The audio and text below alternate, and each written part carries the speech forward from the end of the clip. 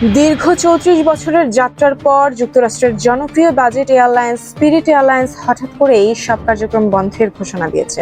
আর এর পেছনে বড় কারণ হিসেবে উঠে এসেছে জ্বালানি তেলের অস্বাভাবিক মূল্যবৃদ্ধি ও তীব্র আর্থিক সংকট। কোম্পানিটির এই সিদ্ধান্ত শুধু একটি প্রতিষ্ঠানের পতন নয়, বরং বৈশ্বিক অর্থনৈতিক অস্থিরতার এক বাস্তব চিত্র তুলে ধরেছে।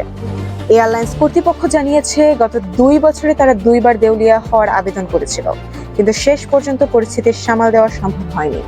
বিশেষ করে ইরানকে ঘিরে চলমান সামরিক উত্তেজনার প্রভাবে আন্তর্জাতিক বাজারে তেলের দাম প্রতি ব্যারেলে $১০০ ছাড়িয়ে যাওয়ায় তাদের পরিচালন ব্যয় ভয়াবহভাবে বেড়ে যায়।